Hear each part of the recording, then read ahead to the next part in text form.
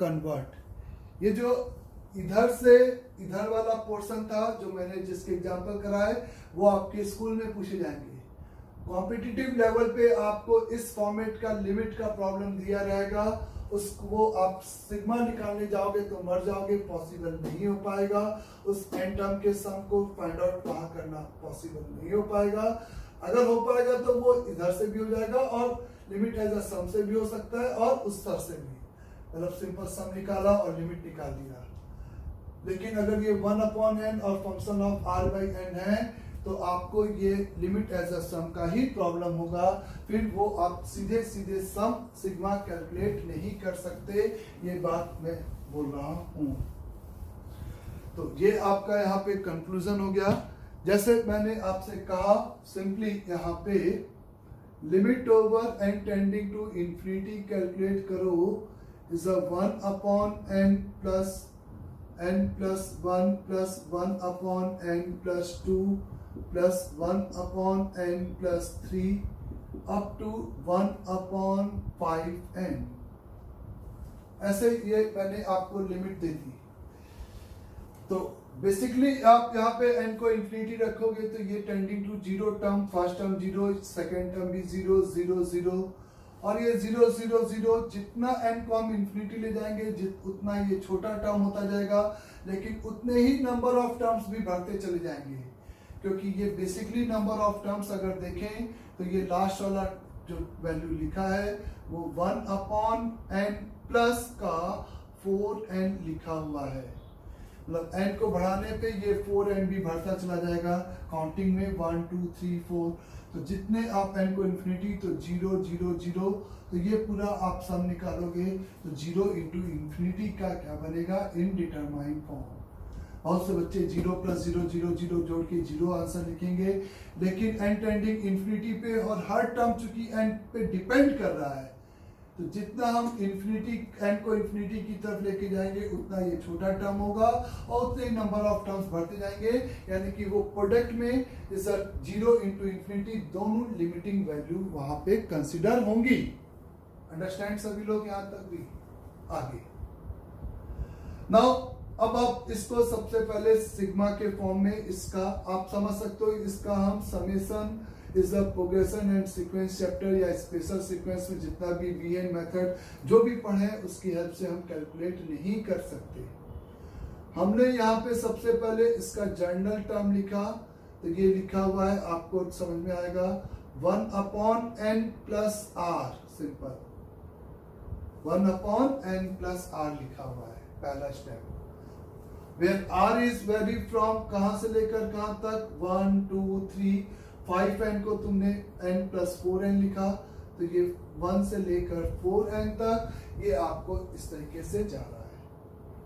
आपको इसी सिग्मा की क्या निकालनी थी, लिमिट वैल्यू। ये सवाल लिमिट एज अ सम का होगा इफ एंड ओनली इफ ये फंक्शन r/n का बन जाए और साथ में मल्टीप्लाई में एक 1/n आ जाए, तब ये लिमिट एज अ सम का होगा, क्योंकि वही 1/n dx का काम करेगा और r/n आपका x का काम करेगा। तो इसको r/n का फंक्शन बनाने के लिए हम लोग यहाँ पर इस n को क्या कर सकते हैं, कॉमन। तो आप n को कॉमन निकालोगे तो ये 1/n इंटू n तो सिग्मा, क्योंकि समेशन r वेरिएबल पे लगा रहे हो इसलिए n को बाहर निकालने में कोई भी दिक्कत नहीं है। आप सबसे पहले इसको r/n का फंक्शन बनाए और जैसे ही आपने r/n का फंक्शन बनाया वैसे ही एक 1/n अपने आप बाहर निकल कर आ गया। ये बात सभी को दिखाई दे रही है यहाँ तक। फिर नाउ आपने यहाँ पे क्या काम किया, इसको इसी r/n को आपको मैंने कहा कि ये f ऑफ r/n हो गया, 1/n आपका dx का काम करेगा। आप इसी r/n को सिंपली x का फॉर्म वैल्यू लिखोगे, 1 डिवाइडेड बाई 1 प्लस x, ये 1/n आपका dx का काम करेगा। ये सिग्मा आपका इंटीग्रेशन से रिप्लेस हो जाएगा। r की वैल्यू 1, r/n बराबर x है, ये बात ना भूलें। r को 1 पुट करेंगे तो 1/n इंफिनिटी पे 1/n इंफिनिटी पे ये लिमिट वैल्यू 0, n के टर्म में लिमिट नहीं लिखना है। 4n/n की लिमिट वैल्यू ये 4 हो जाएगी और सिंपली ये आपका ln ओवर 1 प्लस x इसका इंटीग्रेशन और 4 और 0, तो आंसर की वैल्यू ln 5 हो जाएगी। तो ln 5 इसका सिंपली यहाँ पर क्या आ जाएगा बच्चे, आंसर हो जाएगा। आया सभी को समझ में? स्टेप 1 r/n का फंक्शन बनाना है और r/n को x रखना है और बाहर जो 1/n है उसको आपको dx से रिप्लेस करना है। Again the limit over n tending to infinity 1 divided by under root over is the n square minus 1 square plus under root over n square minus का 2 square plus 1 divided by under root over n square minus का 3 square, ऐसे करते करते under root over n square minus n minus 1 का whole square. आपको इस summation की limit चाहिए n टेंडिंग टू इंफिनिटी पर। आप इसको हम वीएन मेथड या एपीजीपीएच जो भी पढ़ा है उससे हम सम कैलकुलेट नहीं कर पाएंगे, ये तय है बच्चे। तो आप यहाँ पर ये सवाल लिमिट एज अ सम का है कि नहीं है, ये अपने आप से तब होगा जब इसका जनरल टर्म एक r/n का फंक्शन बन जाए और एक 1/n आपका dx के लिए बाहर रहे। अंडरस्टैंड? तो इसका मतलब अगर आप इसका समेशन इसका जनरल फॉर्म लिखते हो तो वो आपको मिलता है under root over n square minus r square और r इज वैरी फ्रॉम 1 से लेकर n माइनस 1, ये n1 और n2 कुछ भी हो। r/n बनाने के लिए एक सिंपल सा कॉन्सेप्ट होगा कि आप n स्क्वायर को बाहर निकालोगे और n टेंडिंग इंफिनिटी है तो वो मॉड n आपका n होगा, तो ये बेसिकली और 1/n जो इसको बाहर निकालने के बाद आएगा वो यहाँ पे चला जाएगा बाहर।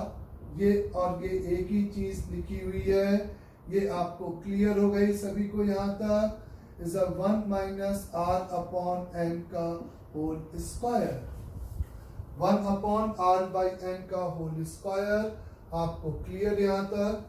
Limit over n tending to infinity, तो limit over n tending to infinity पे अगर n टर्म का सीक्वेंस हमें दे रखा है तो वो लिमिट एज अ सम का प्रॉब्लम भी हो सकता है, आपको ये बात भी ध्यान में रखनी है।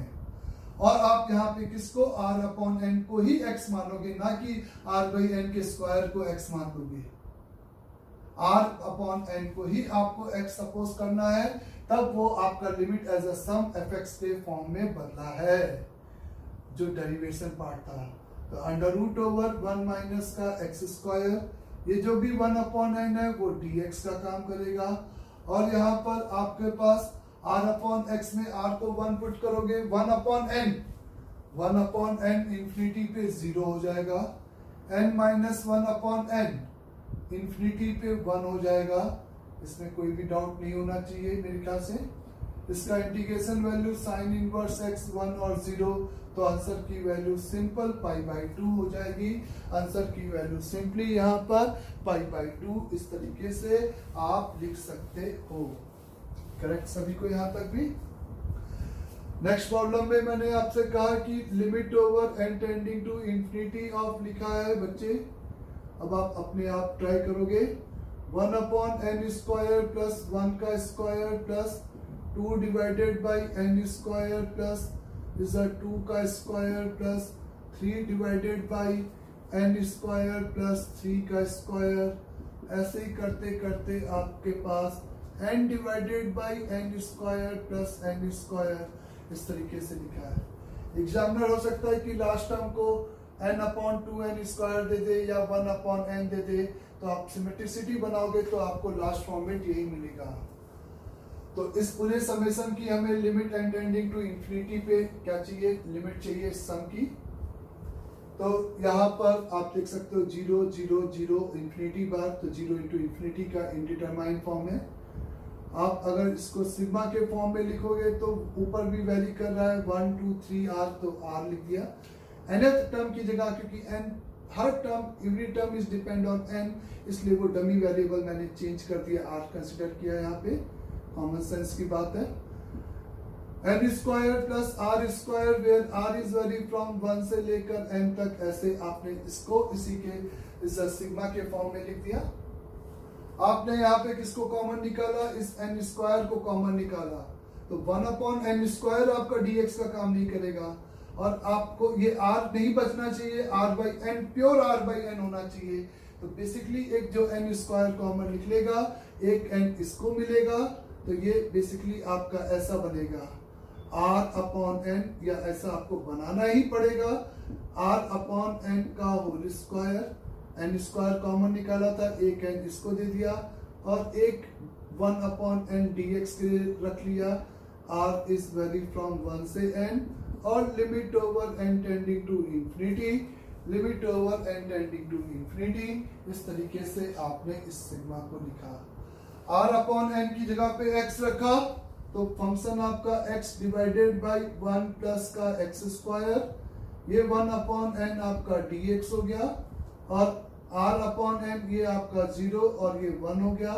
इसका इंटीग्रेशन आप सीधे लिख सकते हो 1/2 इंटू लॉग ओवर 1 प्लस का x स्क्वायर, और उसमें आप 1 और 0 छाप सकते हो, तो आपको आंसर 1/2 इंटू ln2, ये इसका कंप्लीट आंसर मिल जाएगा। आया सभी क्वेश्चन में? ये आपको इस तरीके से कंप्लीट आंसर यहाँ पर इस तरीके से मिलेगा। डन सभी को यहाँ तक? तो बेसिकली आप एक सिग्मा को उसके समेशन के फॉर्म में लिखकर प्रोसीड कर रहे हो इस तरीके से। नेक्स्ट एग्जांपल देखिए जल्दी से बच्चों। 2n square plus 3n plus 1 divided by is a 3n plus 1 whole multiplied by is a 1 की पावर 4 प्लस 2 की पावर 4 प्लस 3 की पावर 4 अप टू n की पावर 4 डिवाइडेड बाय 1 की पावर 5, 2 की पावर 5, 3 की power 5 and up to plus n की power 5। Limit over n tending to infinity पर हमें इसका समेशन निकालना है, इसकी लिमिट वैल्यू कैलकुलेट करनी है कि इस फंक्शन की limit value n tending to infinity पे बच्चे क्या होगी। Correct question. तो 1 पावर 4 आपको फर्स्ट नेचुरल नंबर का, इसके स्क्वायर का, इसके क्यूबिक के लिए फॉर्मूला जरूर है, पावर 4 और पावर 5 के लिए आपके पास कोई भी फॉर्मूला नहीं है, ये बात सही है। तो 1 की पावर 4 इसका समेशन या इसका समेशन लिखकर हम डायरेक्टली n टेंडिंग इंफिनिटी नहीं लिख पाएंगे। हम इसको देखें तो ये सिग्मा लिखा हुआ है, समेशन ओवर बेसिकली r की power 4, r is vary from 1 से लेकर n whole divided by the summation over r is vary from 1 से लेकर n r की पावर 5, और ये अपनी जगह पे मल्टीप्लिकेशन में बल्कि ग्रुप जो भी है जिसकी लिमिट वैल्यू इंफिनिटी है आप समझ सकते हो, और बेसिकली ये आपका बड़ा इंफिनिटी है तो ये 0 है क्योंकि पावर 5 तक है, तो इंफिनिटी इंटू 0 का इनडिटरमाइंड फॉर्म लिखा हुआ है, जिसकी लिमिट वैल्यू आप इस तरीके से अभी नहीं लिखोगे। इंफिनिटी इंटू 0 आपका इंफिनिटी या 0 नहीं होगा। इसको r बाई n बनाने के लिए आपने n से डिवाइड कर दिया बच्चे, और यहाँ पे तो मीन्स n की पावर, हर टर्म को n की पावर 4 से डिवाइड किया है, तो नेक्स्ट स्टेप में इसको n की पावर 4 से मल्टीप्लाई भी करेंगे, तब जाकर ये समेशन और ये समेशन एक ही चीज होगी। यहाँ पर इस r को आपने r बाई n की पावर 5 और यहाँ पर इसको n की पावर 5 ऐसे बना दिया, कोई फर्क नहीं पड़ा आपको। यहाँ पर आपको n की पावर 5 और n की पावर 5, तो एक यहाँ पर आपको क्या मिल जाएगा,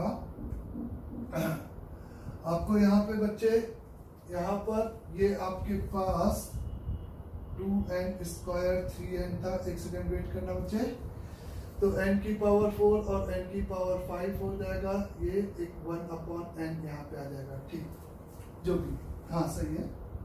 तो ये आपका n की पावर 4, ठीक है। आप इसको काट दोगे तो n बच जाएगा, ठीक। यहाँ तक ये आपका r बाई एन एक्स का काम करेगा, लेकिन इस सिग्मा के बाहर एक क्या होना चाहिए, इस सिग्मा के बाहर एक क्या होना चाहिए, बोले बच्चों 1/n जैसा टर्म होना चाहिए। इस सिग्मा के बाहर एक 1/n जैसा टर्म होना चाहिए। तो इसको मैंने लिखा 1/n into summation over r/n की power 4, r is vary from 1 से लेकर n तक, होल डिवाइडेड बाई, एक n बचा है अलग बात है, 1/n इंटू ये n तो इसके पास चला गया, तो ये summation over r is vary from 1 से लेकर n, r/n की पावर 5, और एक जो n था वो इसके पास आ गया, तो 2n square plus 3n plus 1 divided by 3n square plus का n, limit n tending to infinity. मतलब गिवन, ये सभी सम एक ही चीज लिखी है, बस उसका फॉर्मेट मैंने अपने अनुसार लेके आ गया। अब आपको n टेंडिंग इंफिनिटी पे आपने इस पूरे को इस तरह से एक स्ट्रिंग से बांध दिया, इस पूरे की लिमिट को अलग से निकालेंगे और इसकी लिमिट को अलग से निकालेंगे। n टेंडिंग टू इंफिनिटी पर इस ग्रुप की लिमिट वैल्यू 2/3 आएगी, क्लियर सभी को, 2/3 आएगी, इनटू इस पूरे ग्रुप की लिमिट के लिए आप वही r बाई n को यहाँ पे x रखोगे, x की पावर 4 का dx बनेगा, और x is vary from, x is vary from कहां से लेकर कहां तक हो जाएगा बच्चे का, इज 0 से लेकर सिंपली 1 तक, 1/n इस dx का काम करेगा, होल डिवाइडेड बाय इसकी लिमिट वैल्यू हम इंडिपेंडेंटली निकालेंगे, तो वो 0 से लेकर 1 x की पावर 5 का dx ऐसा कुछ बन जाएगा, और इसकी 2/3 तो था ही। तो फाइनल आंसर यहाँ पे 2 डिवाइडेड बाई 3 इंटू x की पावर 5/5 यानी कि 1/5 डिवाइडेड बाई 1/6, तो 2 डिवाइडेड बाई 3 इंटू 6/5 यानी कि 2, तो 4/5 इसका करेक्ट आंसर हो जाएगा। 4/5 इस यहाँ पर इसका करेक्ट आंसर इस तरीके से आप लिख सकते हो। तो बेसिकली मेरा कहना है कि इस तरह से ग्रुपिंग करने पे एक ही सवाल में दो अलग अलग लिमिट एज अ सम बन जाए। इनटू में आपका कोई और भी एंड का एक्सप्रेशन हो सकता है जिसकी आपको इंडिविजुअली लिमिट वैल्यू निकालने के लिए आए। इस तरह की चीजें भी आपको एज अ अप्लाई हो सकती है। जैसे मैंने कहा limit over n tending to infinity of 1 का स्क्वायर प्लस 2 का स्क्वायर प्लस 3 का स्क्वायर अप टू n का स्क्वायर ऐसे लिखा है।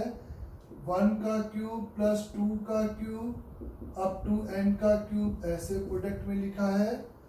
1 की पावर 4 प्लस 2 की पावर 4 प्लस 3 की पावर 4 अप टू n की power 4 and whole divided by 1 का स्क्वायर प्लस 2 का स्क्वायर, नहीं 1 की पावर नॉट स्क्वायर बच्चे, 1 की पावर 5 प्लस 2 की पावर 5 प्लस 3 की पावर 5 अप टू n की पावर 5 का होल स्क्वायर ऐसे लिखा हुआ है। यह आपको गिवन है यहाँ पर इस तरीके का एक वैल्यू जिसकी limit value n tending to infinity पे निकालनी है। हम इसका सम या इसका सम जरूर लिख सकते हैं, लेकिन इन दोनों का सम यहाँ पे प्रोसीड नहीं कर सकते। आप इसके सम को लिखकर ऐसा फंक्शन निकाल लो और फिर आगे जैसे मैंने बताया वैसे प्रोसीड करो, या आप चाहो तो इसको भी लिमिट एज अ सम में लिख सकते हो। ये sigma over basically sigma r का स्क्वायर लिखा हुआ है, r इज वेरी फ्रॉम 1 से लेकर n तक, इंटू समेसन ओवर r का क्यूब लिखा है, r 1 से लेकर n तक। इन दो ब्रैकेट का चाहो तो आप सम भी लिख सकते हो, लेकिन इन दो ब्रैकेट का समेसन का फॉर्मूला आपको नहीं पता है और आपको यहाँ पर इस तरीके से इनफैक्ट उसकी जरूरत भी कभी नहीं पड़ती है। समेसन r की पावर 5 का होल स्क्वायर ऐसे ये लिखा हुआ है limit over n tending to infinity. हमें हर समेशन के अंदर हमारा ऑब्जेक्टिव यही है कि वो r बाई एन बन जाए। तो इसको r बाई एन बनाने के लिए r बाई एन का होल स्क्वायर का sigma r is vary from 1 से लेकर n, तो इफेक्टिवली आपने n स्क्वायर से बाहर मल्टीप्लाई किया है।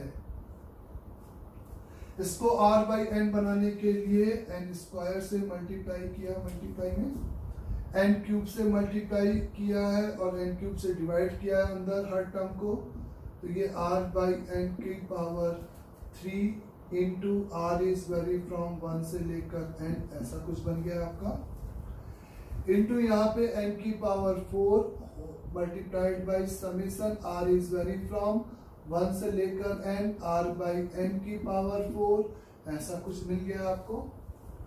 ऐसा डिवाइड में आप इसी तरीके से प्रोसीड करोगे तो r बाई n का होल स्क्वायर यानी कि n की power 10 multiplied by sigma over r by n की पावर 5 का whole square where r is vary from 1 से लेकर n।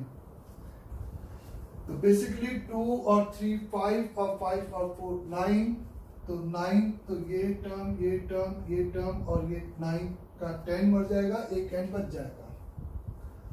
अब आपका दूसरा काम है कि आपको देखना है कि क्या 1 अपॉन n सभी के पास है, क्या इंडिपेंडेंटली 1 अपॉन n होना चाहिए, क्योंकि ये अलग अलग इंटीग्रेशन बन लेंगे, एक ही सिग्मा नहीं है, अलग अलग सिग्मा है। तो इसके बाहर एक 1 upon n 1 upon n 1 upon n, basically 1 upon n 3 चाहिए और एक 1 अपॉन n यहाँ चाहिए, तो n स्क्वायर बाहर, तो वो आपका 3 और 3 वाला मर जाएगा। यानी कि आप कह सकते हो कि ये 1 upon n into sigma over, अगर एक भी n 1 अपॉन n कम हो गया तो वो 1 अपॉन n लाने के लिए आपका बाहर मल्टीप्लाई डिवाइड करने पे आंसर 0 भी हो सकता है।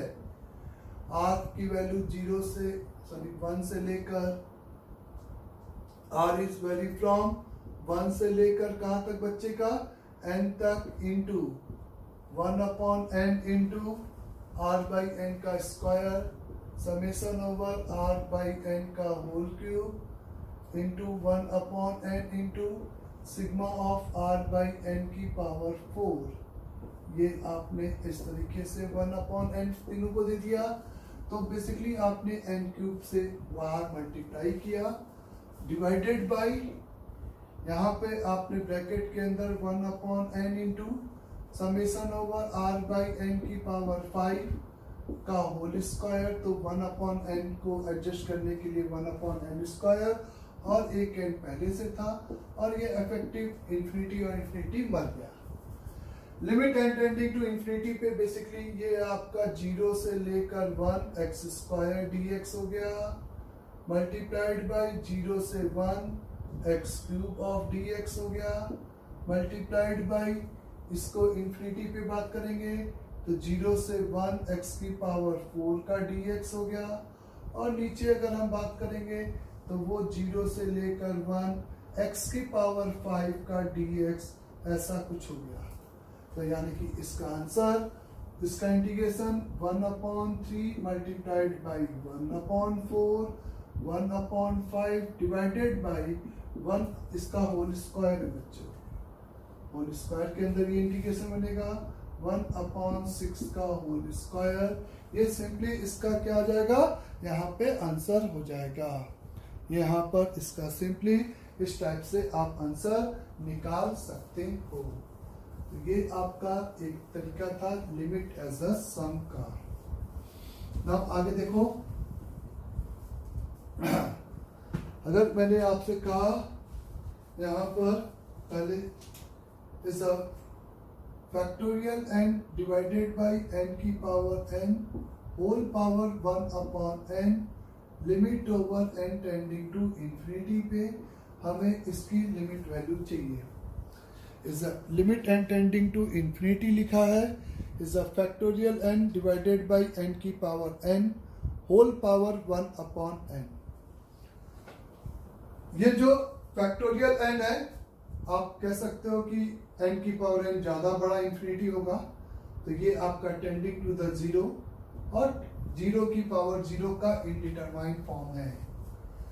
Is a factorial n 1 2 3 infinity तक, और n की पावर n इंफिनिटी तक में ऑब्वियसली ये आपका एक्सपोनेंशियल वाला बड़ा इंफिनिटी होगा, तो ये टेंडिंग टू द 0, और 0 की पावर 0 आपका इनडिटरमाइंड फॉर्म है। जैसा कि ये 0 की पावर 0 है, इसको आप लिख सकते हो ऐसे फील कर सकते हो, तो ये 1/n 2/n 3/n multiplied by n/n whole power 1/n limit over n tending to infinity, ऐसा आपको गिवन है। सबसे पहले तो ये सम ऑफ द टर्म यानी कि समेशन नहीं है, ये प्रोडक्ट ऑफ द टर्म्स है, एक स्टेटमेंट, और पावर में 1/n जो कि आपका 0 की पावर 0 का इनडिटरमाइंड फॉर्म है।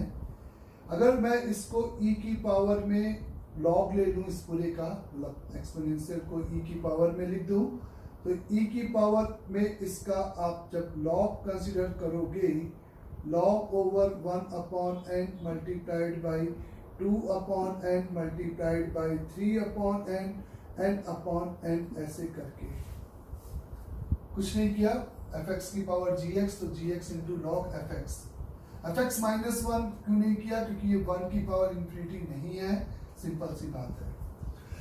नाउ यहाँ पर मैंने इसको क्या कंसीडर किया, आगे यहाँ पर अपन ने इसको कंसीडर किया कि ये आपका जो लिखा हुआ है e की पावर, बेसिकली अब इस लॉग को अलग अलग करो तो बीच में डॉट की जगह पे प्लस आ जाएगा, तो ये आपका लिखा है 1/n into sigma over log over r/n, log 1/n 2/n 3/n plus में आएंगे तो उसी का जनरल टर्म हो जाएगा लॉग r/n, और r is vary from is 1 से लेकर सिंपली n तक आपका वैरी करेगा। तो ये पूरा का पूरा लिमिट आपका e की पावर में कैलकुलेट होगा, तो लिमिट e की power n tending to infinity, ये आपका e की पावर में आएगा, और ये आपका लिमिट एज अ सम आ गया, तो r/n को आप यहाँ पे x कंसिडर किए, तो ln x तो 1/n dx का बिहेव किया, और x की वैल्यू r/n पे 1 रखने पे 0, n/n पे 1, ये 0 से 1 की आदत ना बना ले, 2n होता तो 0 से 2 हो जाता, तो x multiplied by ln x minus का 1, और इसकी 1 और 0 1 पुट करेंगे तो ये 1 माइनस माइनस का 1, 0 डायरेक्टली पुट नहीं करना अलाउड है क्योंकि ln x है, तो ऑब्वियस 0 से 1 में मतलब 0 प्लस पे एरिया की बात करोगे, x into ln x minus का 1, और आपको पता है अलजेब्रा और लॉगरिथमिक के इस प्रोडक्ट इनडिटरमाइंड फॉर्म है, इंफिनिटी पे ये 0 प्लस पे माइनस इंफिनिटी इंटू 0, जिसमें अलजेब्रा डोमिनेट करता है, और बाय एल हॉस्पिटल इसकी लिमिट वैल्यू 0 आ जाएगी, तो ये -1 आ जाएगा, और e की पावर -1 यानी कि फाइनल आंसर आपका 1/e आ जाएगा। फाइनल आंसर आपका यहाँ पे कितना आ जाएगा बच्चे, सिंपली 1/e आ जाएगा। इस तरीके से ये फैक्टोरियल का आप आंसर एक्सपोनेंशियल फॉर्म में लिखकर फील कर सकते हो कि प्रोडक्ट आपका समेशन में बदल जाएगा e की पावर जब आप उसको लॉग के फॉर्म में लिख दोगे। तो यहाँ पे अगर अपन बात करें, एक और सब क्वेश्चन लेते हैं, 1 प्लस n की power 1/n is 1 plus n by 2 की power simple 2/n, 1 plus n by 3 की power 3/n, 1 plus n by 3 की power 3/n is a multiplied by is a 2, and whole power is 1/n, और limit over n tending to infinity लिखा हुआ है, correct. तो आपको बहुत सारे प्रोडक्ट ऑफ द टर्म दिख रहा है, और होल पावर में एक 1/n जैसा टर्म दिख रहा है, तो 1/n जैसा टर्म बेसिकली आपको 1/n जैसा टर्म बेसिकली आपको क्या काम करेगा, यहाँ पे इज वो e की पावर में जब हम लॉग लेके लिखेंगे तो 1/n मल्टीप्लाई में आ जाएगा, और इस पूरे का क्या हो जाएगा, लॉग, यही होगा यहाँ पे। तो जब आप इसको e की पावर में लिखोगे तो e की पावर में 1/n whole multiplied by log of this term, log of first term, log of first term यानी कि log ओवर 1 प्लस n की power 1/n plus log over 1 plus n by 2 की power 2/n plus ऐसे ही log over last वाले term की बात करें तो ये 1 प्लस n बाई n, ये 2 मतलब यहाँ पे 1 प्लस n बाई n की whole power n by n लिखा हुआ है। ये 2 समझ में आया? यही मैंने कहा कि ये आपको सिंप्लीफाइड करके दे रखा है।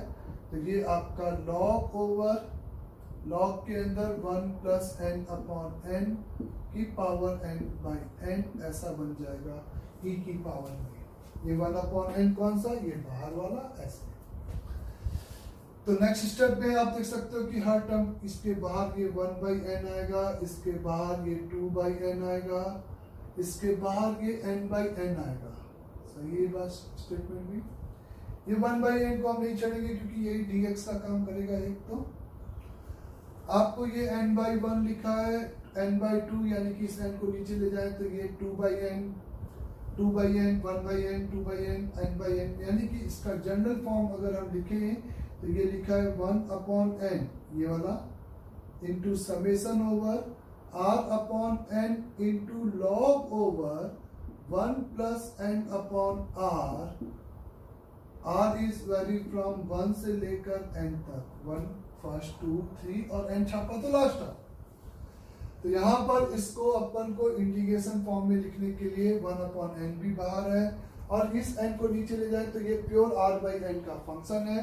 और जब ये r/n का फंक्शन है तभी ये लिमिट एज अ सम का क्वेश्चन है, साथ में 1/n बाहर हो तो तब हम इसको dx लिख सकते हैं। इंपॉर्टेंट इज ये r/n है तो इसको तुमने लिखा x इंटू लॉग ओवर बच्चे 1 प्लस 1/x, ये समझना है क्योंकि r/n को x पुट करना है तो ये 1/x हो जाएगा और बाहर वाला 1/n dx हो जाएगा। और 1 से n है तो 1 पे 0 और n पे 1 आ जाएगा। ये समेशन इस इंटीग्रेशन के इक्विवेलेंट हो जाएगा और इसकी वैल्यू हम लोग निकालने के लिए एल हॉस्पिटल रूल मतलब इंटीग्रल बाय पार्ट लगा सकते हैं और इंटीग्रल बाय पार्ट लगाकर इसका आंसर आराम से यहाँ पे कैलकुलेट कर सकते हैं। अंडरस्टैंड सभी को ये स्टेटमेंट भी मेरा? तो इसका आंसर हम लोग देख लेंगे इज अ डिस्कशन में एग्जैक्ट। इज अ 1/n की पावर 4, 1/n की power 4 into product of the term i is vary from 1 से लेकर 2n तक इज अ n का स्क्वायर प्लस i का स्क्वायर, 1 का स्क्वायर प्लस i का स्क्वायर इस होल पावर 1/n